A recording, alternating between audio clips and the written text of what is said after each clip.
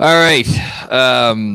Coming at you live at 7:15 on Thursday night. Was hoping this would be a happier emergency live stream, but some not so great news. Immanuel Quickley did not win the NBA's Sixth Man of the Year award.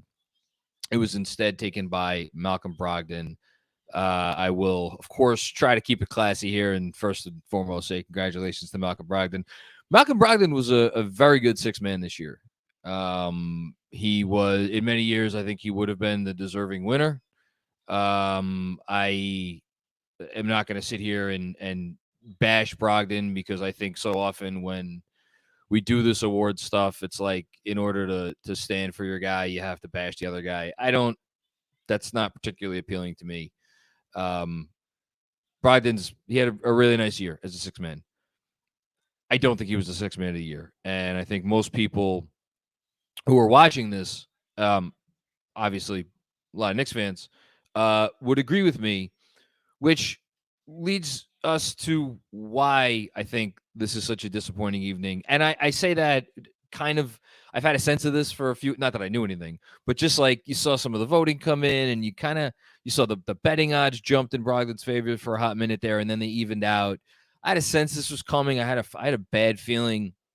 And the feeling that I had was mostly derived from the fact that once momentum got behind Quickley, and it started in the weeks leading up to his explosion against Brogdon in the Boston Garden, in that what you could argue was the best win of the regular season for the Knicks.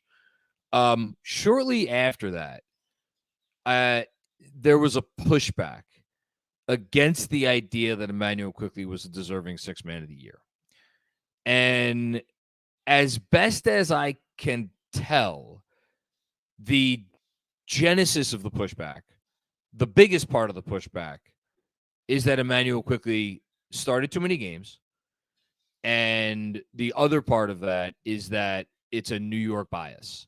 And that because of some kind of New York bias, the fact that Immanuel Quickley started so many games and achieved a lot of his stats in starts was being overlooked, and we were all overthinking something that was quite simple, and that Malcolm Brogdon was obviously the sixth man of the year. Well, first of all, in regards to the idea of New York bias, that's patently ridiculous. I mean, go look at any awards race from, I mean, rarely ever. And the notion that like people vote for players because they're in New York, I mean, it's just very silly. It's not borne out by any shred of truth. That's first of all. And the notion that like, oh, the NBA like needs a Nick to win six man of the year because it'll be good for like what? It's nonsense. So let's put that aside for a second. This Immanuel Quickley started too many games. So I'm going to give you some numbers from the past. This is the past 20 years, and actually most of them are really more recent. There's one from 20 years ago, and the rest are from the last 16 years. Lamar Odom, 35 games started. Bobby Jackson, this is the one from 20 years ago, 26 games started. Jamal Crawford, in one of the years he won, 24 games started out of like 60 something. Manu Ginobili, 23 games started. All four of those guys in years that they won six man of the year started more games than Immanuel Quickley started this year. Immanuel Quickley started 21 games this year. Lou Williams, in the year he won, started 19 games. Leandro Barbosa, in the year he won, started 18 games. Eric Gordon, in a year he won recently, 2017, started 15 games. And then you go beyond that, and like there's a lot of winners that have around 10 or 11 games started. So I find it fascinating that if par for the course in terms of average starts for an NBA, and there are some six man of the year award winners that didn't start any games. John Starks didn't really start many. J.R. Smith, I don't think he started. Maybe he started 0 or 1. So there's definitely some six man of the year winners that have not started any games. But like the average is in the double digits. And it's, I would say if you averaged it out, it's probably somewhere around 13, 14, 15, if you account for the last 20 years. Immanuel Quickley started 21. Not unprecedented. I think when you combine the utter nonsense of that narrative with another thing, and maybe this is just me, and part of the problem is there are no voting criteria for Sixth Man of the Year. It's not like the NBA says, only account for what they did coming off the bench, or it's the spirit of like how they lift their team when they come off the bench. There is none of that. There's none of that. You're just comparing the players. And the criteria is you could consider anyone who came off the bench for more games than they started. That's it. That's the criteria. Anything else is your individual whatever that you want to put on this. And I think it's relevant to point out that Malcolm Brogdon this year came off the bench. Make sure I get this right. Malcolm Brogdon this year came off the bench for 67 games. Immanuel Quickley this year came off the bench for 60 games. The reason those numbers are so close is because Malcolm Brogdon did not play in 15 games this year. And in fact, Malcolm Brogdon played in about 600 fewer minutes than Immanuel Quickley played this year. That is something that obviously was not considered by voters for this award, because if it was, any rational, sane voter would have looked at these two candidates and they would have said, well, they're kind of dead even. One guy played 600 more minutes and thus contributed 6 more minutes of good stuff. We're getting to the good stuff he contributed in a bit to his team, and thus he was more valuable. He meets the criteria for sixth man. We should give it to him. That's not what happened. Even if you're a voter who's like, you know what I'm going to do? I'm going to completely throw out all of the games that Immanuel Quickley started, which, again, to be clear, would be upending the entire history of this award. Even if you threw out the games that he started, there's a compelling case for why Immanuel Quickley and Malcolm Brogdon should be neck and neck. And the compelling case comes with the fact that as a starter, the on-off numbers for Immanuel Quickley are not life-changing by any stretch of the imagination. He was certainly a positive. I'm actually going to pull it up right here so I have it. But they were fine. Where Immanuel Quickley excelled was in his impact off the bench. And again, if you are perhaps a traditional voter and you are someone who wanted to consider the fact that we're okay, we can't give him the award because of what he does coming, off with the starters.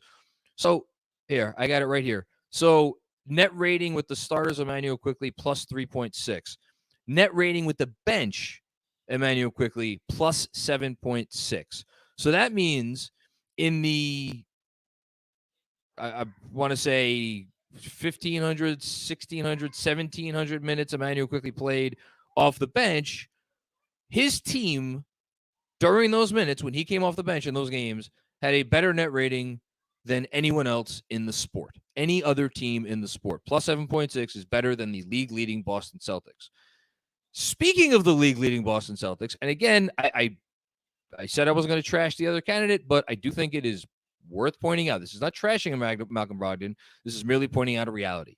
And the reality is, when Malcolm Brogdon was on the floor, his team was worse than when he was not on the floor. They were, to be very specific, this is according to Cleaning the Glass, 5.2 points per 100 possessions worse. So, again, if you're a traditional voter and your criteria is, well, the spirit of the award is who comes in and gives their team a real jolt and who uplifts their team off the bench and who steadies the ship off the bench and all of those sorts of things, you can't say that about Malcolm Brogdon because they were worse when he was in the game. Now, I understand this is comparing apples to oranges because the Boston Celtics are much better than the New York Knicks. as a baseline. And Malcolm Brogdon, if he comes off the bench and he does a good job, it should not be held against him how good the Celtics starters are. However, that would be an excuse for if his plus minus was around even, or rather his on off was around even or a little bit less than negative. His on off is in the 26th percentile league wide. Immanuel Quickley's on off is in the 91st percentile. Here are some of the players within a few points per 100 possessions of Immanuel Quickley's plus 8.5. And again, this is according to Cleaning the Glass, which puts him in the 91st percentile. Here are a couple of players. Steph Curry, plus 8.6 to Immanuel Quickley's plus 8.5. Giannis Antetokounmpo, plus 8.1. Paul George, plus 7.8. Luka Doncic, plus 7.3. Devin Booker, plus 8.8. Your defensive player of the year, Jaren Jackson Jr., plus 8.8. And oh, by the way, your defensive player of the year, Jaren Jackson Jr., his team is 5.5 points per 100 possessions stingier when he's on the court. Immanuel Quickley's team is 12 points stingier per 100 possessions when he is on the court. That number is the best of any rotation player in basketball. I'm hammering home all of this because I do not want to seem like the Knicks fan who's coming on here and bitching and moaning because their guy didn't win. I said it at the top, and I will say it again. Immanuel Quickley had I don't want to call it a rock-solid case for this. I know there are some people, certainly with Knicks Film School, shout out to XJ, who's been making the case for months. I know there are some people, with Knicks Film School and elsewhere who would call it a rock-solid case, and I'm not going to disagree with those people. For me, it's like one level down from that.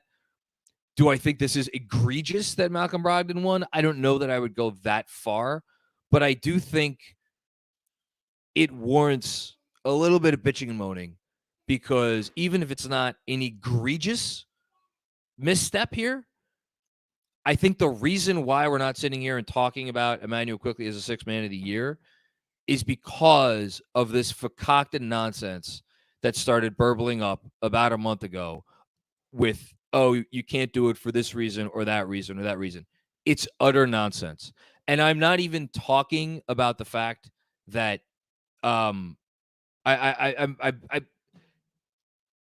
he had this. And a lot of smart basketball people, and we haven't seen the voting totals yet, a lot of smart basketball people did indeed vote for him. I don't think the voting totals have been released yet. I'm very curious to see what happens when they do get released. Oh, here we go. Right now, I'm looking at them. All right, so Brogdon wins with 408 points to Immanuel Quickley's 326. He got 61st place votes to Quickley's 34. Brogdon got votes from 98 people. Immanuel Quickley, it looks like, got votes from 90, if I'm adding correctly, 93, 91 people. So, interesting. Okay. That's it. I don't really have much more to say other than that. I guess actually, no, I'll say one more thing, which is that, I don't want to go on a whole rant about the NBA's awards voting procedures, but like, if you watch the Knicks enough this year, and look, I shouldn't even, I didn't watch the Celtics enough to be like, oh, I know what Malcolm Brogdon's impact was on the Celtics. I can't say that. I didn't watch the Celtics enough this year. But I watched a lot of the Knicks. And when I tell you, and I don't need to tell you if you're watching this probably, that Immanuel Quickley's impact on the Knicks and the difference he made on the Knicks was just night and day. And again, last number that I'm going to throw at you for this, when Immanuel Quickley, so there have been, get this exactly correct. There have been,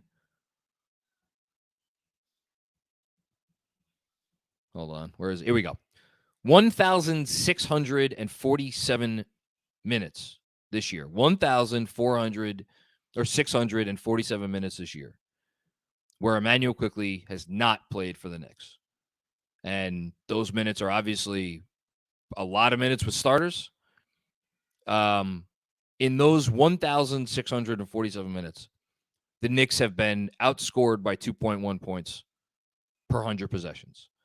That would have them nowhere close to the playoffs if it was over the course of a full season. It would have them probably would have been in the running for a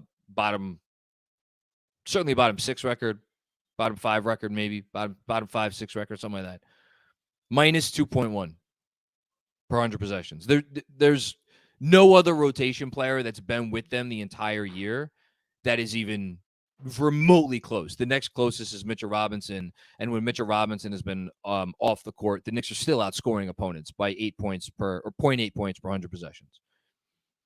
When Immanuel Quickley is on the court this year, New York is outscoring teams by 6.2 points per 100 possessions, and that is in 2,344 minutes. And again, I read you the stats before about the difference between these when with the starters and with the subs. That number, if we only considered his impact off the bench when he's with the subs, that number would be even higher. It would be, if I'm doing some like quick estimation math in my head, it would be something like plus. Oh, wait, no, I don't need to do the math in my head because I read it off. It would be plus 7 point something. It would be the best net rating in the league if it was just considering him with the subs. That's it. My daughter's very upset that Immanuel Quickley did not win Sixth Man of the Year. But alas, we go on. I'm going to call Andrew up here for 1 second as we transition to Super Chats. Hi, John. Andrew, what are your thoughts on this matter?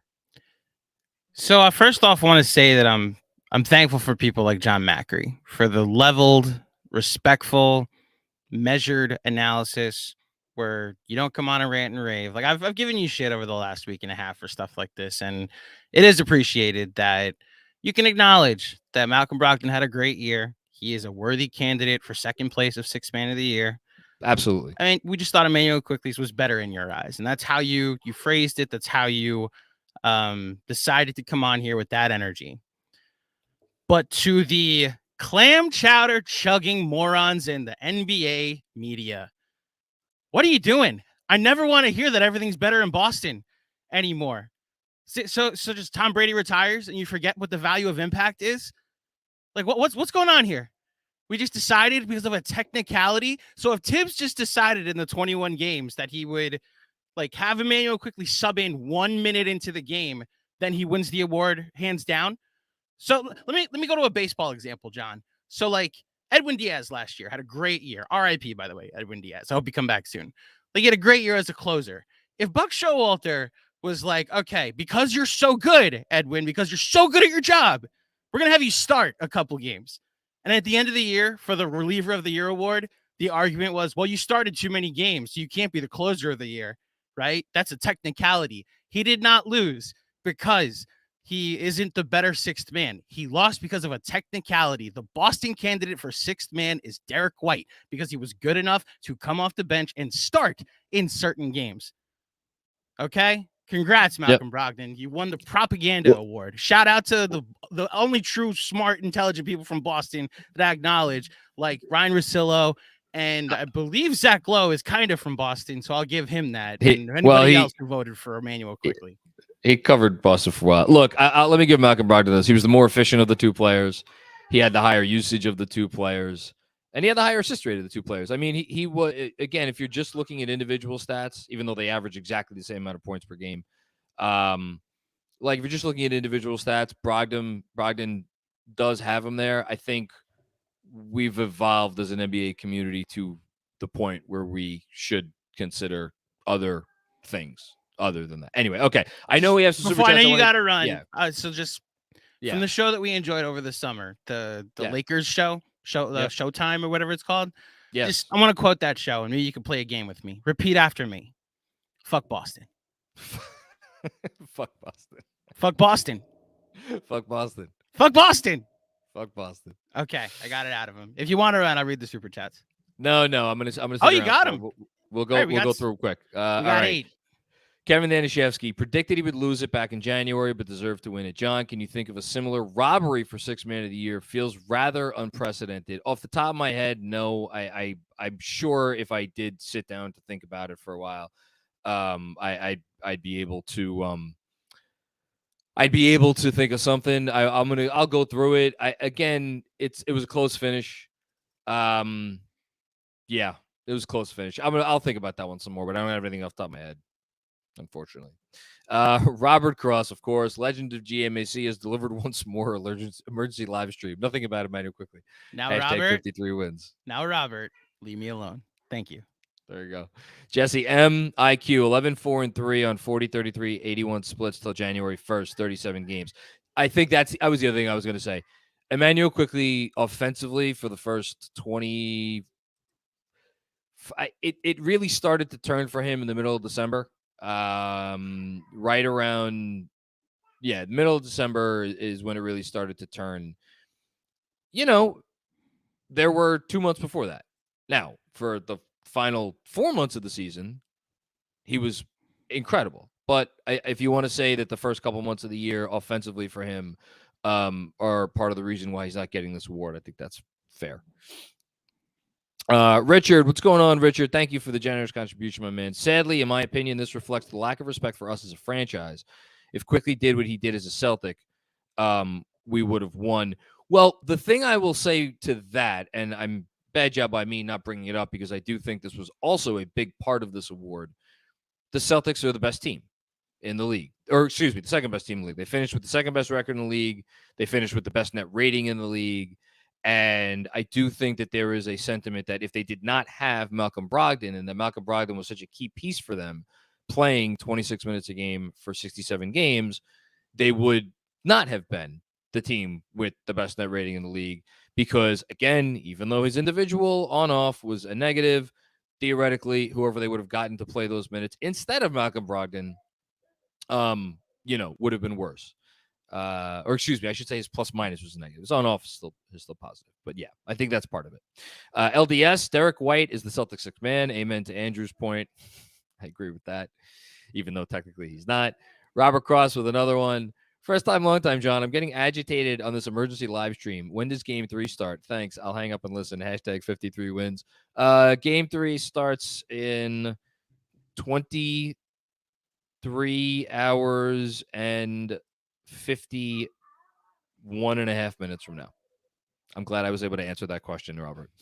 Dom Cappuccini, forget the sixth man now. I can't even say I'm surprised. Just show up the rest of the series. That's the most important thing. Yeah, it is the most important thing, but at the same time, like I just turned on TNT and, they got Malcolm Brogdon in studio. They got Jamal Crawford, once a Knick, always a Knick, coming out, handing him the award. Like, that would have been a really cool moment for a kid. And I say kid because there have only been in the last, I think 20 or 30 years, 2 players who are kind of earlier in their career, or younger, not earlier in their career because Ben Gordon won it, but younger than Quickley that won this thing. And it was Tyler Hero, and James Harden. And I think it would have been cool for Quickley to join those 2 guys in particular, but I feel bad for him. That's all. But hopefully it gives him some extra motivation. Juanon, is there possibly any Knicks media relationship that might have led to some New York bias? Make this make sense, John? No, I mean, make it make sense. It was close enough to enough people, and enough people could come up with arguments for Brogdon that I don't think. No, is there a bias against the Knicks? That's a hell of a lot more realistic to me than there being a bias in favor of the Knicks, and that's why Immanuel Quickley was being touted for the award in the first place. That's nonsense. And then Kevin Danishevsky going to call him about because I respect. Going to call him out because I respect him. Andy Larson's snub was egregious. Voted for Walker Kessler because of analytics, and then voted Brogdon. Pathetic. And this is another part of it, which is like convenient theories for me. This is how the NBA awards process works in large part. Not everybody. Some people are like, look, and it's okay where you disagree with somebody's process. I disagree with part of the process of one Zach Lowe, who has, as part of a tiebreaker for his awards, like, I give the tie to the better player. If you're just a better guy, I'm going to vote for you. That's his process, but he holds it true uniformly throughout his entire voting in awards that reward, individual greatness for a season. To pick and choose when you want to make the analytics case and when you don't, like, that's nonsense. It's nonsense. Cosign. 2 more. New York Knicks fan, please talk about adjustments to be made for the next game. I will do a shameless plug for today's Knicks Film School newsletter. I talked about a bunch of them there. Also on today's SNY, the putback, I will say, I think, speaking of Immanuel Quickley, get Immanuel Quickley on the floor with the starters more. Be a little bit more creative in your screen game up high and wherever you're setting your screens and how many screens you're setting and who you're setting screens with and all those sorts of things. And as has been said literally dozens of times by every content creator and media person over the last couple of days, quicker decisions. Stagnation is death against Cleveland, and not shooting the three-pointer is death. So look for more threes. How do you do that? When you get an offensive rebound, kick it out. When you're on a fast break, kick it out. You have enough decent shooters on this team. Quentin Grimes, the aforementioned Immanuel Quickley, Obi Toppin, to feel good about that as a strategy. And then the last one. Will Oliver, maybe a blessing in disguise if it motivates him tomorrow. Here's the best part about Immanuel Quickley. I've never once questioned that kid's motivation. Not once. And I will it motivate him a little bit more? It might. I would. Oh man, I mean, it wouldn't be able to be happy. It wouldn't be possible unless both teams made it to the conference finals. Which, let's win another game in the series first. But to match up against Boston one more time, that would be cool. Listen, it is what it is, right? Sucks. And that'll wrap it up. Okay. Thanks everybody for tuning in. Wish we had better news tonight. Who are we rooting for in Philly, Brooklyn? I have this game on right now. Black Sunday. Sounds good to me. Probably right. Philly, but probably Brooklyn, because then it helps an agenda if the other guy gets eliminated in the first round. But I don't know. Yeah. I'm rooting for the New York Rangers tonight, Dom. That's what I'm rooting for. God bless. All right. Thanks everybody for checking it out. Don't forget, subscribe to the channel.